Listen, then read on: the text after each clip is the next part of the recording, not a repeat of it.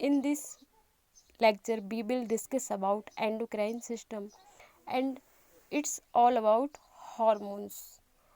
Hormones is very important in the endocrine system, and the endocrine system interact with the nervous system to coordinate and integrate body activity by means of hormones. Hormones are important because it maintain homeostatic environment inside the body. So what is endocrine system? Endocrine system consists individual gland that produce and secrete chemical messenger, that these messenger are known as hormones.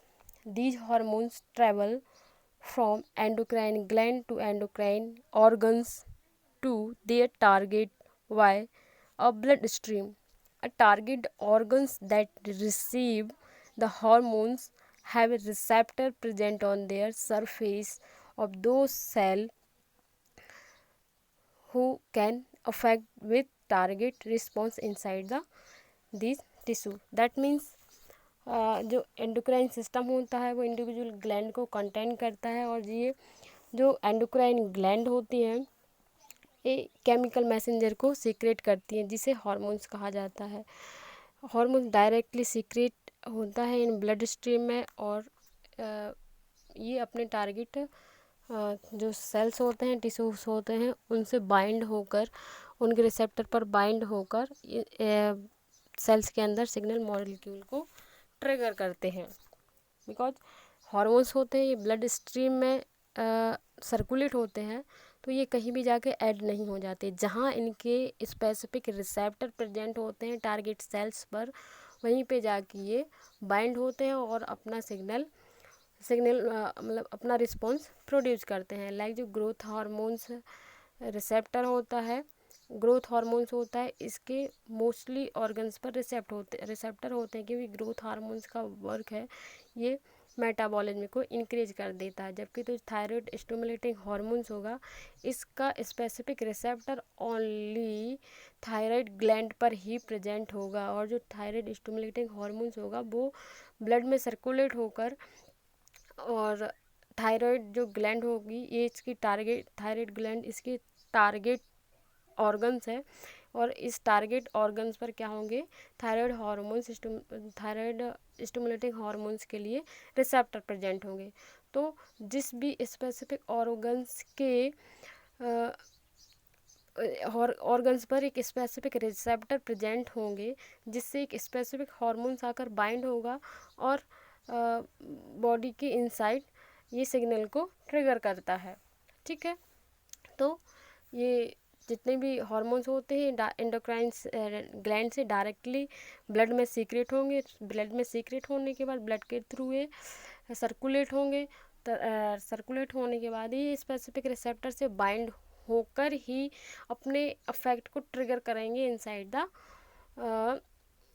cells. Okay, so before we study about the endocrine system, we want to talk about endocrine system. Before the endocrine system, we are study about the gland. So what is gland? Gland is the organ of the body which synthesize and secretes chemical substance are called hormones in case of endocrine gland, and enzyme in case of exocrine gland, which secrete their enzyme hormones into direct bloodstream and enzyme into duct or into body cavity inside the body. That means gland is the organ of the body जो कि specific chemical substance का product synthesis करते हैं and release करते हैं, और ये specific substance इनके स्पेसिफिक रिसेप्टर पर जाकर बाइंड होते हैं और टारगेट ऑर्गन्स एंड टिश्यू पर अपना सिग्नल प्रोड्यूस करते हैं और डिफरेंट केमिकल एक्टिविटी को रेगुलेट करते हैं और इनसाइड द बॉडी होमियोस्टेटिक एनवायरनमेंट बना के रखते हैं। सो based on their secretion, the endocrine the gland may be divided into two types. First one is exocrine gland and second one is endocrine gland.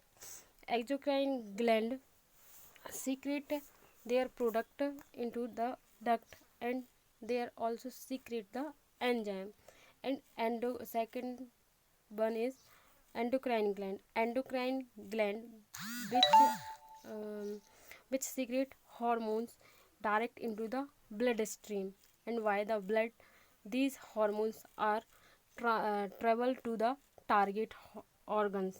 Okay, so there are only two difference in exocrine gland and endocrine gland. First one is exocrine gland also secrete the enzyme, and endocrine gland secrete hormones. Exocrine secrete their product into the duct, but the endocrine gland secrete their hormones directly into the bloodstream. So in the endocrine system only in the endocrine system endocrine gland also consist. Okay, so everyone know about the difference between exocrine gland and endocrine gland. Okay, then some example of endocrine gland are there is like thyroid gland, Copper's gland, mammary gland, etc.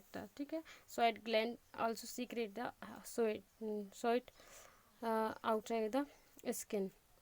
ठीक. Mammary gland secretes milk in the breast. Okay, then and there are some exocrine gland and their function like salivary gland. Salivary gland also consist in exocrine gland because they secrete their enzyme into the duct. Like salivary gland in the buccal cavity secrete saliva. Already हम पढ़ चुके हैं कि salivary gland present in buccal cavity and secrete their saliva. This saliva has many functions. Okay, और आप लोग सभी को पता होंगे saliva के फंक्शन, ये हमने डाइजेस्टिव सिस्टम में पढ़ा था. ओके, देन जो salivary gland होती है ये दोनों टाइप के कैरेक्टर होते हैं इसमें, एंडोक्राइन भी और एक्जोक्राइन भी, ये हम आपको बता चुके थे. ओके, देन स्पर्म होते हैं, ये भी एक्जोक्राइन ग्लैंड के ही पार्ट हैं. सोइड gland also consist in exocrine gland and lacrimal gland. Then second type of gland be that endocrine gland. Endocrine gland which secrete their product or hormone directly into the bloodstream, and endocrine gland also known as ductless gland. And there are many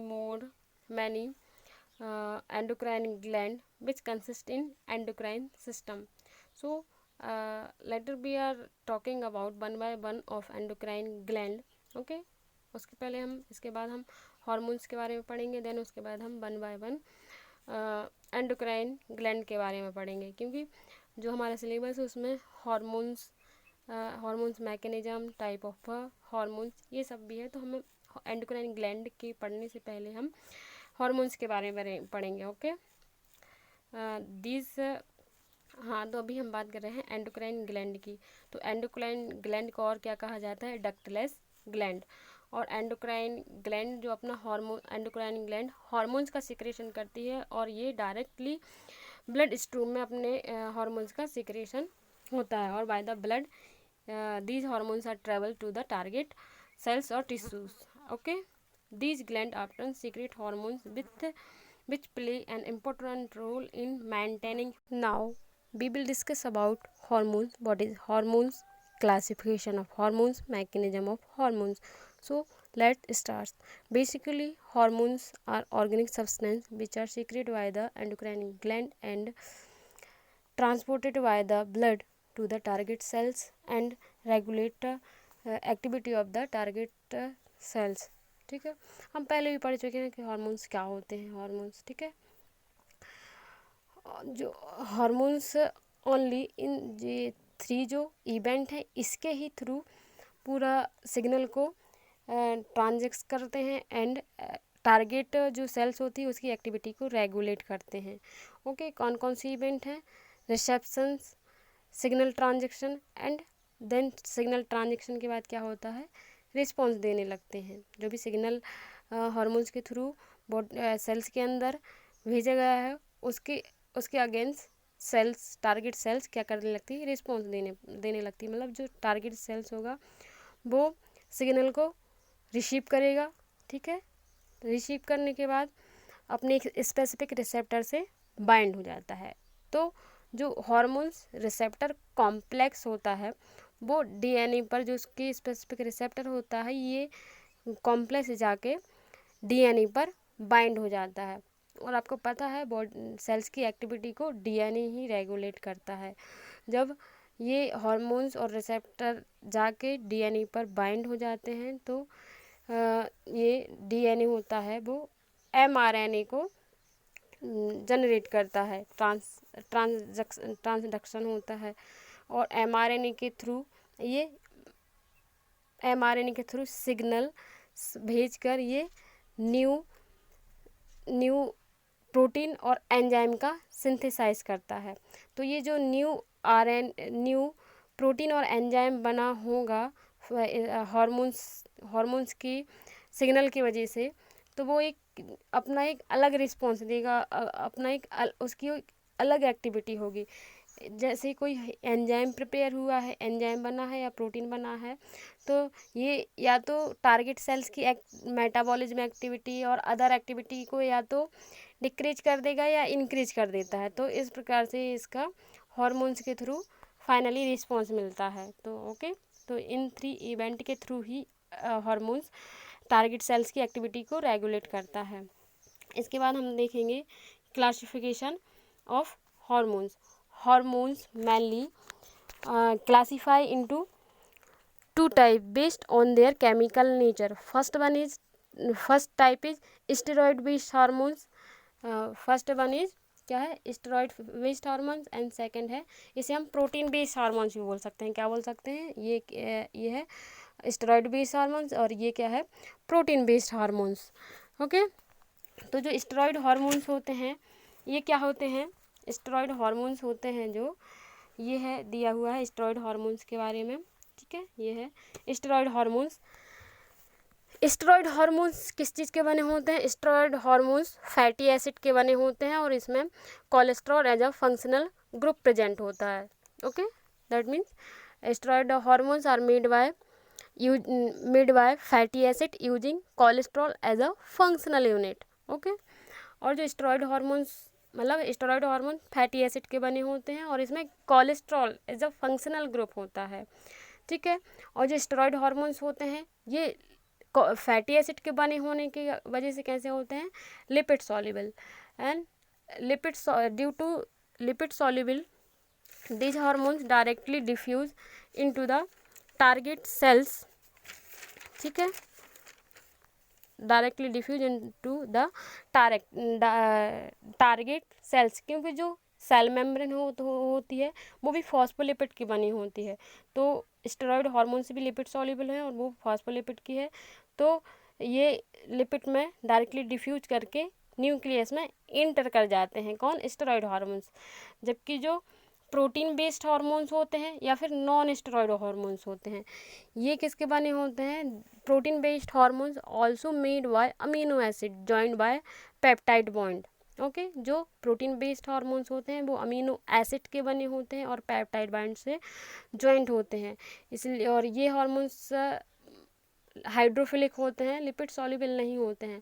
hydrophilic होने की वजह से ये target sales की membrane को diffuse नहीं कर पाते। तो जब स्पेसिफिक सेल्स पर इसके रिसेप्टर प्रेजेंट होंगे, कोई भी प्रोटीन पेप्टाइड हार्मोन्स के अगर रिसेप्टर प्रेजेंट होंगे तब ये सेल मेम्ब्रेन से बाइंड होकर और उससे ये सेकंड मैसेंजर को सिग्नल भेजती है। मतलब जो स्टेरॉइड हार्मोन्स होते हैं वो डिफ्यूज हो जाते हैं और डायरेक्टली जाके न्यूक्लियस में अपने टारगेट सेल्स रिसेप्टर से बाइंड होकर अपना अफेक्ट देते हैं। जबकि जो प्रोटीन हार्मोन्स होते हैं ये अमीनो एसिड के बने होते हैं, हाइड्रोफिलिक इन नेचर के होते हैं। हाइड्रोफिलिक नेचर के होने की वजह से ये हाइड्रोफिलिक नेचर होने की वजह से ये टारगेट सेल मेम्ब्रेन को क्रॉस नहीं कर पाती, क्योंकि वो फैट की बनी होती है। तो जो स्टेरॉयड हार्मोन्स होते हैं वो डायरेक्ट एक्ट करते हैं, जबकि जो प्रोटीन हार्मोन्स होंगे ये सेकंड मैसेंजर के थ्रू एक्ट करते हैं। लाइक कोई भी प्रोटीन हार्मोन्स क्या होगा, एंडोक्राइन ग्लैंड से सीक्रेट होगा और सर्कुलेटरी सिस्टम के थ्रू जहाँ उसका रिसेप्टर होगा वहीं जाके वो रिसेप्टर सेल मेम्ब्रेन रिसेप्टर पर प्रेजेंट सेल मेम्ब्रेन पर प्रेजेंट रिसेप्टर से ये वाइंड हो जाएगा। वाइंड होने के बाद ये second messenger like Adin second messenger को एक्टिवेट करेगा। ये रिसेप्टर से बाइंड होगा, लाइक जी प्रोटीन कपल रिसेप्टर और भी हैं। तो जो पेप्टाइड हार्मोन्स होगा मतलब प्रोटीन हार्मोन्स, ये क्या होगा, जी प्रोटीन कपल रिसेप्टर से बाइंड होगा। बाइंड होने के बाद ये सेकंड मैसेंजर को क्या करेगा, एक्टिवेट करता है। और सेकंड मैसेंजर को एक्टिवेट करने से उसका जो भी सिग्नल होगा बॉडी के सेल्स के अंदर, ये सिग्नल को ट्रांसजेक्ट करेगा और इस सिग्नल को रिसीव कौन करेगा, देन डीएनए, और फिर ये न्यू एमआरएनए का सिंथेसिस करेगा और न्यू प्रोटीन का सिंथेसिस करेगा। जबकि जो स्टेरॉयड हार्मोन्स होते हैं वो डायरेक्ट लिपोफिलिक होने की वजह से डायरेक्टली कहाँ आ जाते हैं, न्यूक्लियस में, और डीएनए पर जो प्रेजेंट रिसेप्टर होते हैं उनसे बाइंड होकर अपना अफेक्ट देते हैं। ओके। जबकि जो प्रोटीन होते हैं वो रिसेप्टर पर बाइंड होकर सेकंड मैसेंजर को एक्टिवेट करके अपना सिग्नल डीएनए को देते हैं। ठीक है, तो ये हमने क्या देखा, हार्मोन्स, स्टेरॉयड और पेप्टाइड हार्मोन्स में डिफरेंस क्या होते हैं। स्टेरॉयड हार्मोन्स किसके बने होते हैं, पेप्टाइड हार्मोन्स किसके बने होते हैं। ठीक है, स्टेरॉयड हार्मोन्स के बारे में हम देख चुके हैं। लिपिड सॉल्युबल होते हैं, डायरेक्टली डिफ्यूज हो जाते हैं इनटू द सेल मेम्ब्रेन। अब प्रोटीन बेस्ड हार्मोन्स की बात की जाए तो, या प्रोटीन बेस्ड हार्मोन्स होते हैं उसे नॉन स्टेरॉयड हार्मोन्स बोला जाता है। तो जो प्रोटीन बेस्ड हार्मोन्स हैं या नॉन स्टेरॉयड हार्मोन्स हैं उसे प्रोटीन बेस्ड हार्मोन्स क्यों बोला जाता है, क्योंकि ये अमीनो एसिड के बने होते हैं। और आप सभी जानते हैं जो अमीनो एसिड होती है वो अमीनो एसिड है वो प्रोटीन का फंक्शनल यूनिट है। जब मोर देन 2 अमीनो एसिड एक पेप्टाइड बॉन्ड के थ्रू ज्वाइंट होते हैं तो उसे क्या बोला जाता है, उसे बोला जाता है monopeptide. And then more than 2 amino acid add होते हैं बाय 2 पेप्टाइड बॉन्ड, तो इसे बोला जाता है डाईपेप्टाइड बॉन्ड। और जब कई पेप्टाइड मिक्स ज्वाइंट होते हैं बाय द पेप्टाइड बॉन्ड तो उसे क्या बोला जाता है, पॉलीपेप्टाइड। और बहुत सारे पॉलीपेप्टाइड मिलके क्या बनाते हैं, प्रोटीन। ओके, इसलिए इसे जो सेकंड वाला टाइप है हार्मोन्स को उसे प्रोटीन बेस्ड हार्मोन्स बोला गया है। ठीक है, तो जो सेकंड वाला है कौन सा, प्रोटीन बेस्ड हार्मोन्स, ये वाला, या फिर इसे बोला जाता है नॉन स्टेरॉयड हार्मोन्स। इसको हमने फर्दर क्लासीफाई किया है into 3 type basis on the number amino acid present in this. मतलब जो इसमें जो अमीनो एसिड प्रेजेंट होते हैं उसके आधार पर हमने प्रोटीन बेस्ड हार्मोन्स को इसमें 2 बताया गया है लेकिन 3 टाइप से क्लासीफाई किया है। फर्स्ट कौन सा है, पेप्टाइड। फर्स्ट जो सिंगल यूनिट होती है वो होती है क्या, अमीनो एसिड हार्मोन्स। मतलब ऐसे प्रोटीन बेस्ड हार्मोन्स जिनमें ओनली एक ही अमीनो एसिड मिलके हार्मोन्स बनाएगा उसे क्या बोला जाएगा, अमीनो एसिड। जबकि जब कई अमीनो एसिड ज्वाइंट होकर एक लॉन्ग चेन बना लेते हैं और उससे हार्मोन्स बना लेते हैं तो उसे बोला जाता है पेप्टाइड। देन जब कई पेप्टाइड मिलके क्या बनाते हैं, प्रोटीन हार्मोन्स। मिसलेनियस क्या होते हैं, देन थर्ड क्या ये मिसलेनियस हार्मोन्स। मिसलेनियस हार्मोन्स ऐसे हार्मोन्स होते हैं जो पॉलीसैचुरेट होते हैं, ठीक है, इसके बारे में बाद में डिस्कस करेंगे। अभी हम only steroid hormones and protein based hormones के बारे में देख रहे हैं, ठीक है। तो जो प्रोटीन बेस्ड हार्मोन्स होते हैं are those hormones which are made of by different of amino acid. In this number of amino acid exit greater than 50, ठीक है, मतलब प्रोटीन और पेप्टाइड और प्रोटीन हार्मोन्स वे हार्मोन्स होते हैं जिनमें अमीनो एसिड का जो नंबर होता है वो मोर देन 50 होता है, ठीक है। और अगर जो अमीनो एसिड का नंबर होता है लेस देन 50 रहेगा तो उसे बोला जाता है पेप्टाइड। मतलब प्रोटीन हार्मोन्स वे कहलाते हैं जिसमें 50 amino acid more than 50 amino acid present होते हैं, उसे प्रोटीन हार्मोन्स बोला जाता है। पेप्टाइड हार्मोन्स किसे बोला जाता है, hormones which contain less than 50 amino acid. मतलब ऐसा हार्मोन्स जो 50 अमीनो एसिड से कम 50 अमीनो एसिड से कम 50 अमीनो एसिड से कम अमीनो एसिड होंगे उसे बोला जाएगा पेप्टाइड। एंड जो अमीनो एसिड होते हैं, amino acid they contain they made by only single amino acid are called amino acid, ठीक है। एक चीज़ आपको बता दें, जो स्टेरॉयड हार्मोन्स होते हैं वो कौन कौन से होते हैं, एडिनल ग्लैंड से निकलने वाले तथा जितनी सेक्स हार्मोन्स होते हैं वो वो सब क्या हैं, स्टेरॉयड हार्मोन्स। जबकि ओनली एडिनल कॉर्टेक्स से और सेक्स हार्मोन्स के अलावा जितने भी हार्मोन्स होते हैं वो होते हैं प्रोटीन बेस हार्मोन्स। और ये सब जो प्रोटीन बेस हार्मोन्स होते हैं ये क्या रहता है, ये लिपिड में इनसॉल्युबल होते हैं। मतलब ये कैसे वर्क करेंगे, ये सेकंड मैसेंजर के थ्रू वर्क करेंगे। जब इनका टारगेट सेल्स पर स्पेसिफिक रिसेप्टर होगा, ये रिसेप्टर से बाइंड होकर ही वर्क करते हैं। जबकि जो स्टेरॉयड हार्मोन्स होते हैं ये क्या होते हैं, ये डायरेक्टली डिफ्यूज हो जाते हैं क्योंकि ये लिपिड सॉल्युबल होते हैं, ठीक है। तो हमने अभी क्या देखा, normally definition of hormones, classification hormones. So only हमने इनको दो टाइप में क्लासीफाई किया है, स्टेरॉयड बेस्ड हार्मोन्स और प्रोटीन बेस्ड हार्मोन्स। सो स्टेरॉयड बेस्ड हार्मोन्स होते हैं वो फैट सॉल्युबल होते हैं एंड डायरेक्टली डिफ्यूज हो जाते हैं इनटू टारगेट सेल्स।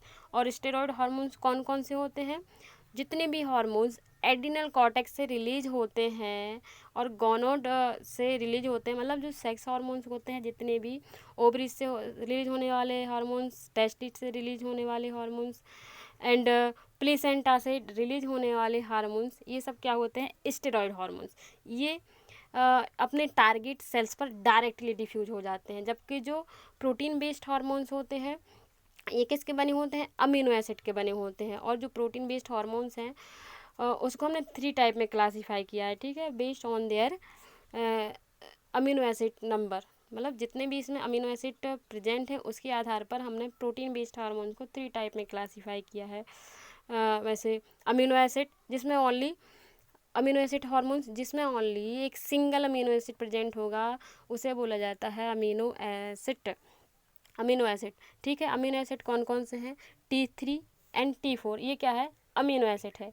इसके बाद जब ऐसा प्रोटीन बेस्ड हार्मोन्स जिसमें जो अमीनो एसिड होंगे वो मोर देन 2 और बिलो द 50 होगा, लेस देन 50। मतलब ऐसा प्रोटीन बेस्ड हार्मोन्स जिसमें अमीनो एसिड का नंबर 2 से लेकर 50 के बीच में होगा, मतलब लेस देन 50, तो उसे बोला जाता है पेप्टाइड हार्मोन्स। पेप्टाइड हार्मोन्स कौन कौन से हैं, ऑक्सीटोसिन और ACTH, ओके। पेप्टाइड हार्मोन्स कौन कौन से हैं, ऑक्सीटोसिन एंड ACT हैं। ये प्रोटीन बेस्ड लिपिड इनसॉल्युबल होंगे, हाइड्रोफिलिक होंगे, बट इसमें जो जो अमीनो एसिड का नंबर होगा वो लेस देन 50 होगा, ठीक। देन थर्ड क्या है, थर्ड क्या होता है प्रोटीन से, लिख सकते हैं यहाँ पे, इसमें नहीं है।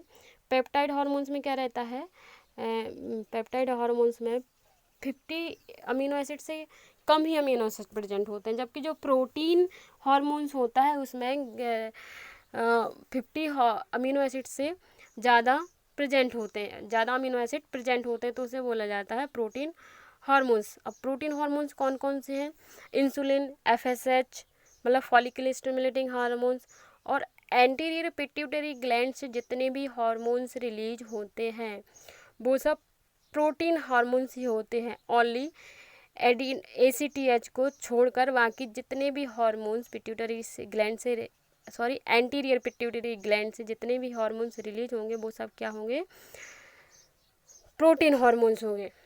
ठीक है, तो अभी हमने नॉर्मली इसका क्लासिफिकेशन देख चुके हैं।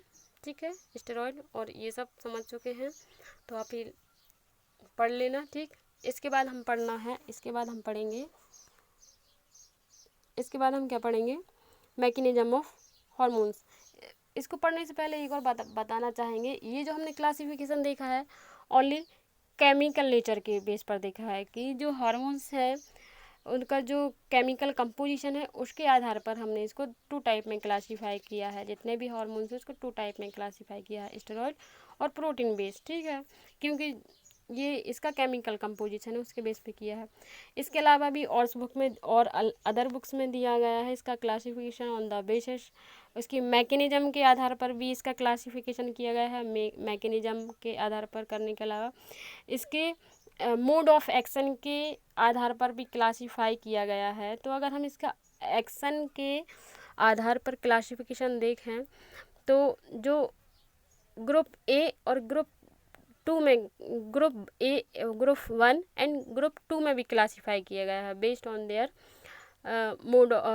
मोड ऑफ एक्शन, मतलब इसके एक्ट करने के तरीके से भी हमने हार्मोन्स को 2 टाइप से क्लासीफाई किया है कि वो किस टाइप से क्लासीफाई कर रहा है।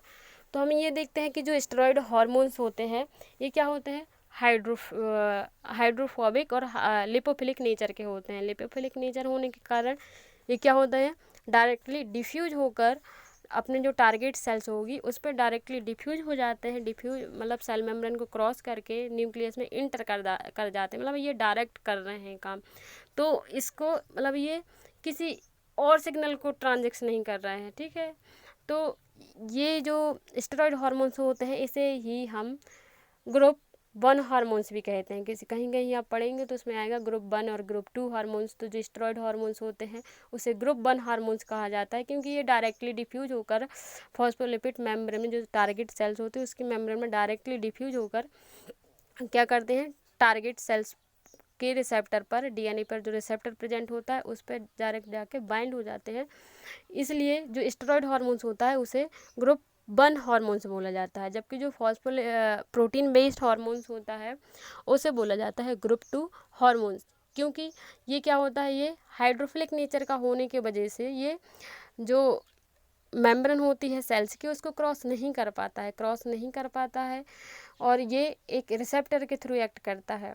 ठीक है, जो प्रोटीन हार्मोन्स होते हैं वो सेल मेम्ब्रेन पर प्रेजेंट रिसेप्टर से बाइंड होने के बाद ये सेकंड मैसेंजर को क्या करते हैं, एक्टिवेट करेंगे। Second messenger like cyclic AMP का वर्क क्या रहता है, ये साइक्लिक एएमपी का वर्क होता है, ये एएमपी को एटीपी को एएमपी में कन्वर्ट करता है। ठीक है, और उसके थ्रू फिर ये एंजाइम काइनेज के लिए एक्टिवेट करता है और देन ये फिर आगे की प्रोसेस को करता है। तो ये इसमें सेकंड मैसेंजर का यूज हो रहा है, तो इसे ग्रुप 2 हार्मोन्स भी कहा जाता है। इसके अलावा जो मोड ऑफ एक्शन होता है उसके आधार पर भी हार्मोन्स को क्लासीफाई किया गया है, like local hormones, trophic hormones and other. ठीक है, एंड जनरल हार्मोन्स। सो हमें उतना नहीं पढ़ना, हमें ओनली हार्मोन्स का क्लासिफिकेशन 2 टाइप से ही पढ़ना है, स्टेरॉइड और प्रोटीन बेस्ड हार्मोन्स। ठीक है, अब हम आगे पढ़ते हैं mechanism of hormone.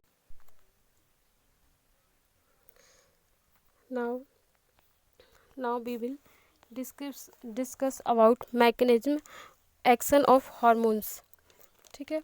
So firstly endocrine gland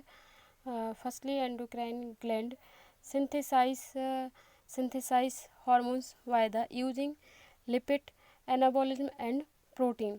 मतलब जो मैकेनिज्म ऑफ एक्शन देखेंगे, फर्स्टली देखेंगे हम एक्शन ऑफ हार्मोन्स। तो हार्मोन्स का एक्शन कैसे होता है, कोई भी हार्मोन्स होता है वो सबसे पहले, चाहे वो प्रोटीन हार्मोन्स हो, प्रोटीन बेस्ड हार्मोन्स हो या फिर स्टेरॉयड हार्मोन्स हो, firstly these hormones synthesized by the endocrine gland by the using amino acid or lipid anabolism। After the synthesized hormones, they are diffused into the blood capillary। Blood capillary में diffuse होने के बाद, blood capillaries में किस mechanism के through diffuse होते हैं, या तो डिफ्यूजन के थ्रू या फिर एक्सोसाइटोसिस प्रोसेस के थ्रू। जो भी हार्मोन्स एंडोक्राइन ग्लैंड में प्रिपेयर हुए हैं, सिंथेसाइज हुए हैं, वो हमारे ब्लड कैपिलरीज में ट्रांसफर्ड हो जाते हैं, डिफ्यूज हो जाते हैं। And after the diffuse in, third क्या होता है, after the diffuse in blood these hormones are transported by lymph और blood toward the target cells। Blood और लिम्फ में डिफ्यूज होने के बाद जो हमारे हार्मोन्स होते हैं वो टारगेट सेल्स की ओर ट्रांसपोर्ट होते हैं। टारगेट सेल्स की तक ट्रांसफ़र होने के बाद ये जो हार्मोन्स होते हैं स्टेरॉयड हार्मोन्स, टारगेट जो ब्लड कैपिलरी से डिफ्यूज आउट होते हैं, hormones diffuse out of capillary at target tissues and causes an affect in target cells. That means जो हार्मोन्स होते हैं वो ब्लड के थ्रू, लिम्फ के थ्रू टारगेट सेल्स तक आते हैं। टारगेट सेल्स तक आने के बाद ये ब्लड कैपिलरी से डिफ्यूज आउट हो जाते हैं, ब्लड कैपिलरी से आउट हो जाते हैं और ये टारगेट सेल्स के साथ इंटरेक्ट करते हैं। If there are protein hormones, so protein hormones require receptor on the target cells, or if there are steroid hormones, they are not require receptor, they are directly diffused into the cell membrane because steroid hormones also lipid soluble। that means यदि जो हमारे blood circulation में है उसमें अगर steroid hormones transfer हुआ है तो ये टारगेट टिश्यू पर पहुंचने के बाद डायरेक्टली ब्लड कैपिलरी से डिफ्यूज आउट होकर जो टारगेट सेल्स होगा उस पर डायरेक्टली उसकी जो मेम्ब्रेन होगी फॉस्फोलिपिड की जो बनी होती है उस टारगेट सेल्स की मेम्ब्रेन में डायरेक्ट डिफ्यूज होकर ये न्यूक्लियस में रिसेप्टर पर बाइंड होकर और अपना एक्टिविटी शो करता है। लेकिन जो प्रोटीन हार्मोन्स होगा वो क्या होगा, ये प्रोटीन हार्मोन्स जो टारगेट सेल्स पर रिसेप्टर प्रेजेंट होंगे उनसे बाइंड होगा। बाइंड होने के बाद ये सेकंड मैसेंजर को एक्टिवेट करके देन अपनी एक्टिविटी को टारगेट सेल्स पर शो करता है। तो ये मेनली इन 4 पॉइंट में ही जो हमारा हार्मोन्स होता है ये टारगेट सेल्स तक पहुंचता है और इंटरेक्ट करता है। अब ये टारगेट सेल्स पर पहुंचने के बाद जो हमारी टारगेट सेल्स है उसकी एक्टिविटी में क्या क्या चेंजेस लाते हैं, क्या कौन कौन सी फिजियोलॉजी को अल्टर करते हैं, क्या काम करते हैं। तो सबसे पहले जब जो हमारा टारगेट सेल्स होगा और हार्मोन्स के बीच इंट्रैक्शन होगा तो ये करते क्या हैं, या तो ये क्या करेंगे, जो सेल मेम्ब्रेन परमिबिलिटी है, मतलब सेल्स में किसी सब्सटेंस का परमिबिलिटी, उसको इंटर होने की जो क्षमता होगी सेल्स की, उसको ये या तो ये इंक्रीज कर देता है या कम कर देता है या बढ़ा देता है। मतलब फर्स्टली ये क्या चेंजेस करता है, change in cell membrane permeability. Like जो इंसुलिन होता है, insulin causes muscle cell to have high permeability of for glucose. जो इंसुलिन हार्मोन्स होगा ये ग्लूकोज की परमिबिलिटी को इंक्रीज कर देता है। नेक्स्ट ये क्या करता है, चेंज इन केमिकल रिएक्शन रेट।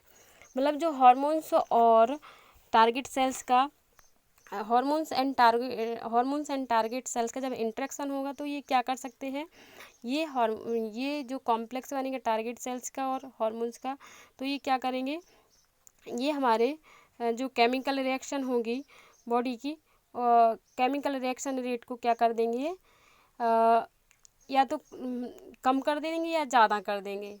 ठीक है, तो नेक्स्टली या तो ये क्या करेंगे, तो फर्स्टली ये क्या चेंज कर देते हैं, सेल मेम्ब्रेन परमिबिलिटी को चेंज कर देते हैं, जिससे उसकी नॉर्मल फिजियोलॉजी होगी जो टारगेट सेल्स की वो चेंज हो जाएगी।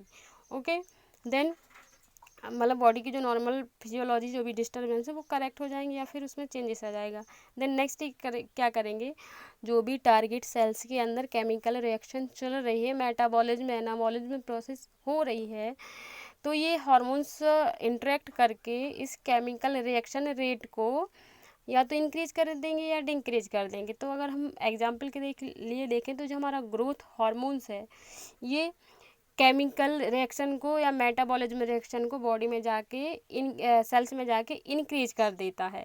जो हमारा ग्रोथ हार्मोन्स होता है ये टारगेट सेल्स से बाइंड होकर जो मेटाबॉलिज्म रिएक्शन होगी उसकी रेट को इंक्रीज कर देगा, और जब वो इंक्रीज होगी तो ज़्यादा से ज़्यादा प्रोटीन का सिंथेसाइज होगा। और हमें पता है जो ग्रोथ हार्मोन से जो कि एंटीरियर पिट्यूटरी ग्लैंड से रिलीज होता है, ये क्या करता है, ये सेल डिवीजन और सेल ग्रोथ के लिए रिस्पॉन्सिबल होता है। लेकिन किसके थ्रू, जो ग्रोथ हार्मोन्स होता है ये जो मेटाबॉलिज्म रिएक्शन होगी उसको बढ़ा देगा। जब वो बढ़ेगी तो प्रोटीन का सिंथेसिस बढ़ेगा, और सिंथेसिस बढ़ेगा तो सिंपल बात है जो बॉडी की मतलब जो बॉडी की ऑर्गन्स है उसकी एसेंशियल उसको बनाने वाले क्या होते हैं, प्रोटीन होते हैं। तो ज़्यादा से ज़्यादा प्रोटीन बनेगा तो ज़्यादा से ज़्यादा ग्रोथ होगी, है ना। तो ऐसे ही ग्रोथ हार्मोन्स काम करता है। देन और कि ये जो एंजाइम और टारगेट सेल्स के इंटरेक्शन से और क्या चेंजेस होता है, ये एंजाइम को एक्टिवेट कर देता है, एंजाइम को एक्टिवेट कर देता है तथा जो सिक्रेशन होता है सेल्स को उसको भी एक्टिवेट कर देता है। ठीक है, तो ये कुछ जब हार्मोन्स आकर हमारे टारगेट सेल से बाइंड होता है तो ये हमारे 4 मेजर अल्टरेशन आ जाते हैं नॉर्मल सेल्स में। ठीक है, सेल मेम्ब्रेन परमिएबिलिटी चेंज हो जाती है, केमिकल रिएक्शन रेट चेंज हो जाती है, एंजाइम का एक्टिवेशन होता है, सिक्रेशन का एक्टिवेशन हो जाता है। ठीक है, अब हम देखेंगे action of steroid hormones. Steroid hormones कैसे वर्क करते हैं, पहले भी बता चुके हैं। स्टेरॉयड हार्मोन्स क्या होते हैं, लिपोफिलिक नेचर के होते हैं। ठीक है, सो ये सबसे पहले क्या होगा, जो स्टेरॉयड हार्मोन्स हैं वो एंडोक्राइन ग्लैंड में वाय द लिपिड इनका सिंथेसाइज होगा। सिंथेसाइज होने के बाद इनका क्या होगा, डिफ्यूज होकर ये कहाँ आएंगे, ब्लड कैपिलरी में। और जो स्टेरॉयड हार्मोन्स होते हैं इसे ब्लड में ट्रांसपोर्ट करने के लिए प्रोटीन ट्रांसपोर्ट की रिक्वायरमेंट होती है। ठीक है, मतलब जो प्रोटीन हार्मोन्स होते हैं वो विदाउट ट्रांसपोर्टर ही ट्रांसपोर्ट हो जाते हैं। लेकिन जो स्टेरॉयड हार्मोन्स होते हैं इसको एंडोक्राइन ग्लैंड से टारगेट टिश्यू तक लाने के लिए या ट्रांसपोर्ट करने के लिए प्रोटीन ट्रांसपोर्टर की रिक्वायरमेंट होती है। तो by the protein transporter steroid hormones are transport toward the target cells. ठीक है, when they have arrived at the target cell, the protein transporter is repelled by cell's membrane while the steroid hormones diffuse into the cytoplasm of the cells. That means हमने क्या देखा है, जो steroid hormones होते हैं वो protein transporter के through target cells पर अराइव होते हैं। टारगेट सेल्स पर आने के बाद जो प्रोटीन होते हैं, प्रोटीन क्या होते हैं, प्रोटीन फैट इनसॉल्युबल होते हैं। तो जो स्टेरॉयड हार्मोन्स होते हैं वो ओनली सेल मेम्ब्रेन के थ्रू डिफ्यूज हो जाते हैं, जबकि जो उसके साथ जो प्रोटीन ट्रांसपोर्टर होता है वो ब्लड में ही रह जाता है। ठीक है, that means the protein transport is repelled by the cell membrane. मतलब क्योंकि जो प्रोटीन है वो क्या है, हाइड्रोफिलिक है, तो ये सेल मेम्ब्रेन को क्रॉस नहीं कर पाएगा और ये सेल मेम्ब्रेन के थ्रू रिपील्ड कर दिया जाएगा, मतलब ब्लड में ही रहने दिया जाएगा। ओनली जो हमारा स्टेरॉयड हार्मोन्स होगा जो कि फैट सॉल्युबल है, ये डायरेक्टली कहाँ डिफ्यूज हो जाता है, into the cytoplasm of the target cells. Target cells में डिफ्यूज होने के बाद जो हमारा स्टेरॉयड हार्मोन्स होता है टारगेट सेल्स में डिफ्यूज होगा। टारगेट सेल्स में डिफ्यूज होने के बाद ये डायरेक्टली डिफ्यूज हो जाता है across the nuclear envelope and inter into the nucleus of the target sales.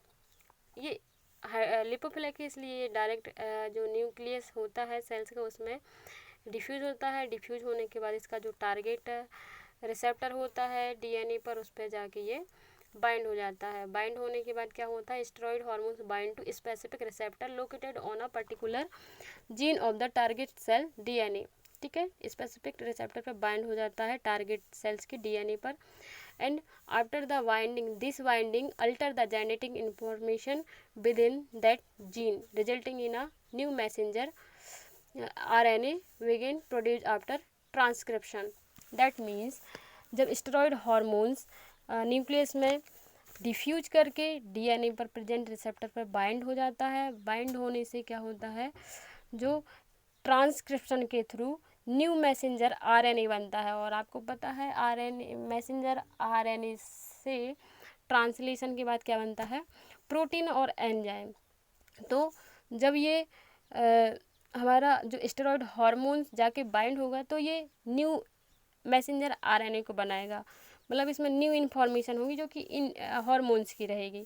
तो इससे एक न्यू प्रोटीन बनेगा और इस न्यू प्रोटीन से एक न्यू हमें कोई अलग से इसका एक्शन होगा, मतलब ये नॉर्मली जो मेटाबॉलिक रिएक्शन होगी, न्यू जो आरएनए बने, न्यू जो प्रोटीन बनेगा या एंजाइम बनेगा, तो ये मेटाबॉलिज्म रिएक्शन को या तो क्या कर देता है, इंक्रीज कर देता है, या फिर सेल मेम्ब्रेन परमेबिलिटी को चेंज कर देगा। मतलब अलग अलग हार्मोन्स के अलग अलग वर्क करने का तरीका होता है। लाइक जो हमारा ग्रोथ हार्मोन्स है वो क्या करेगा, न्यू जो प्रोटीन बनेगा ग्रोथ हार्मोन्स से, जो न्यू प्रोटीन बनेगा after binding at the DNA, तो ये क्या करेगा, ये मेटाबॉलिज्म रिएक्शन को इंक्रीज कर देगा। और अगर इससे इंसुलिन बाइंड होगा तो इंसुलिन क्या करेगा, ग्लूकोज की परमिबिलिटी को बढ़ा देगा। ठीक है, then then this new mRNA will be translated into a new protein। ये हम बता चुके हैं, जो मैसेंजर RNA होगा वो क्या करेगा, न्यू प्रोटीन का सिंथेसाइज करेगा in the cytoplasm of the target cell, and the new protein और enzyme causes a specific affect to occur within the target sales.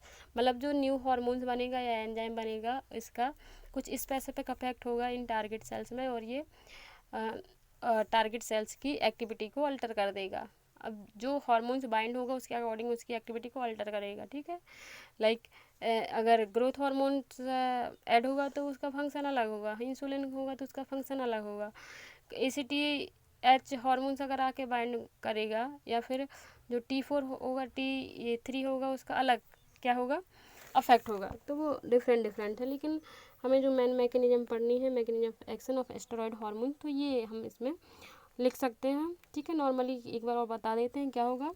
Normally जो स्टेरॉइड हार्मोन्स होगा वो सिंथेसाइज होगा एंडोक्राइन ग्लैंड में, endocrine में synthesis होने के बाद ये ब्लड में डिफ्यूज होगा, ब्लड में डिफ्यूज होने के बाद ये क्या होता है, ट्रांसपोर्ट होता है। बट जो नॉर्मली प्रोटीन हार्मोन्स होता है वो डायरेक्टली ट्रांसपोर्ट हो जाता है, लेकिन स्टेरॉइड हार्मोन्स को ट्रांसपोर्ट होने के लिए प्रोटीन ट्रांसपोर्ट से बाइंड होता है। प्रोटीन ट्रांसपोर्ट से बाइंड होने के बाद ये कहाँ आएगा, टारगेट सेल्स पर, टारगेट सेल्स पे आएगा।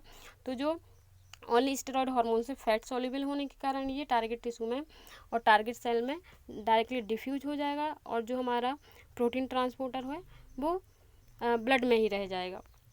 सेल्स में डिफ्यूज होने के बाद हमारा स्टेरॉइड हार्मोन्स न्यूक्लियस में इंटर करता है, इंटर करने के बाद ये जो इसका स्पेसिफिक रिसेप्टर होता है डीएनए पर, उस पर जाके ये बाइंड हो जाता है। बाइंड होने के बाद ये न्यू mRNA का प्रोड्यूस करता है बाय द ट्रांसक्रिप्शन, और मैसेंजर आरएनए से जो न्यू प्रोटीन बनेगा उसकी एक अपनी स्पेसिफिक एक्टिविटी होगी जो कि वो टारगेट सेल्स पर प्रोड्यूस करता है। ठीक है, then sequence of steroid hormones action summary. सबसे पहले क्या होगा, यहाँ समरी दी गई है, शॉर्ट में आप ऐसा भी लिख सकते हैं, endocrine gland secrete steroid hormones, steroid hormones diffuse through target cells membrane, hormones combine with receptor molecule, steroid hormones receptor complex bind to DNA and promote synthesis of RNA, mRNA enter cytoplasm and direct protein synthesis. Newly synthesized protein produce hormone specific effect.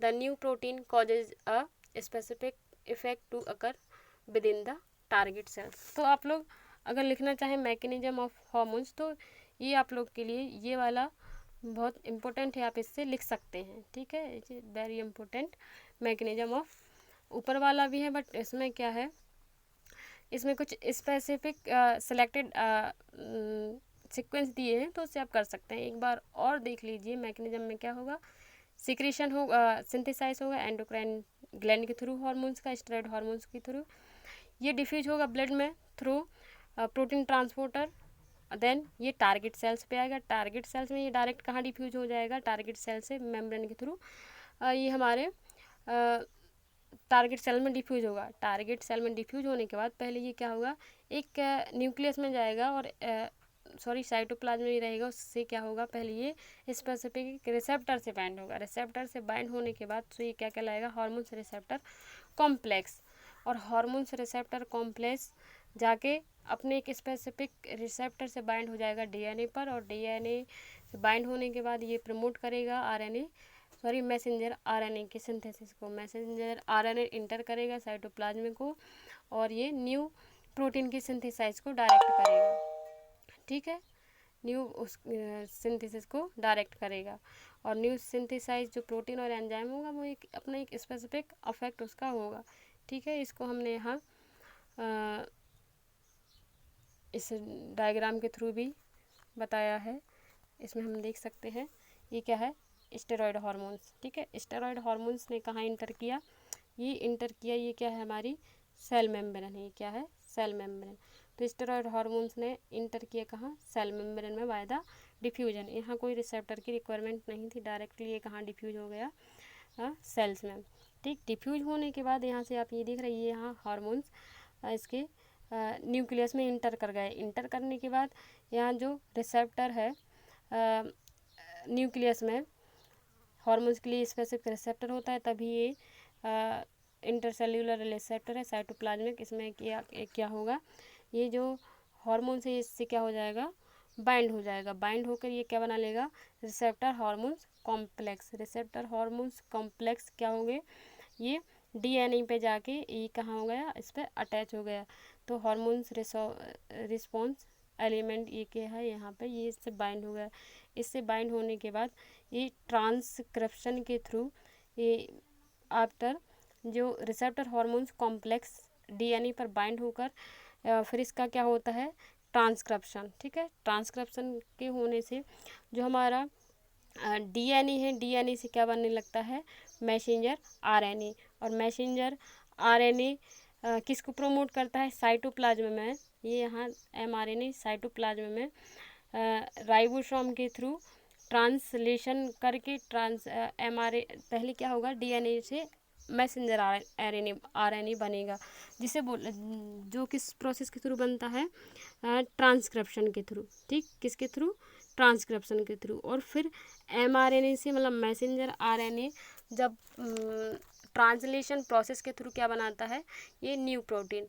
और इस new protein का क्या रहता है, एक specific अपना function रहता है ऑन द टारगेट सेल। इसके बाद हम देखेंगे action of the protein hormones. जो कि हमने पहले ही बताया है, जो प्रोटीन हार्मोन्स होते हैं ये हाइड्रोफिलिक होते हैं। सो ये जो सेल मेम्ब्रेन होती है उसमें डायरेक्टली ये डिफ्यूज नहीं हो पाते।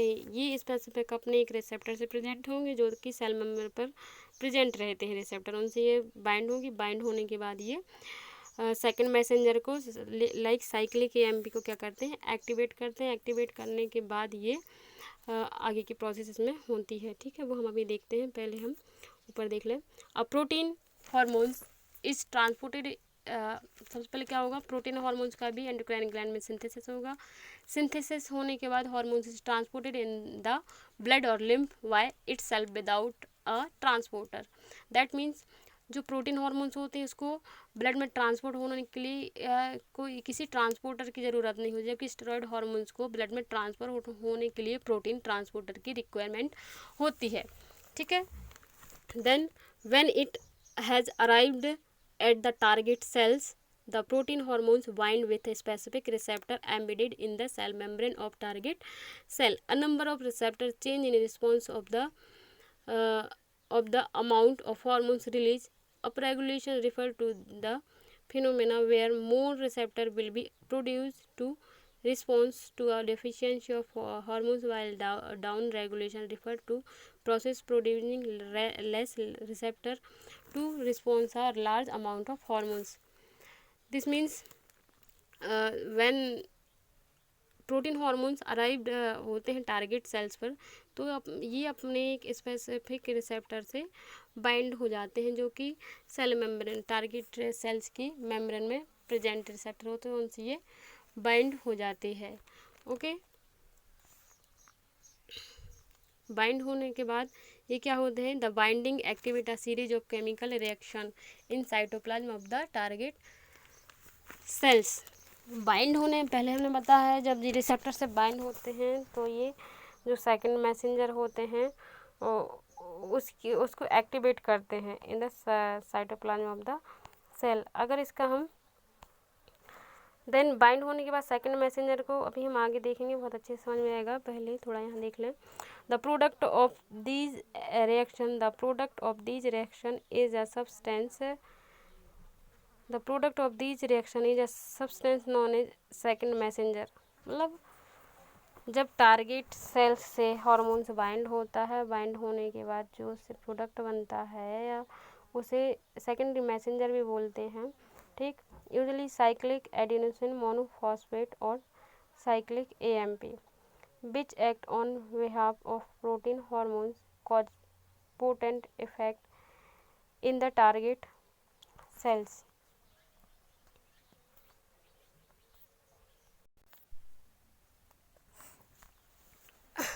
अगर प्रोटीन हार्मोन्स का एक्शन देखें तो उसमें सबसे पहले क्या होता है, endocrine gland non steroid hormones को सीक्रेट करेगा।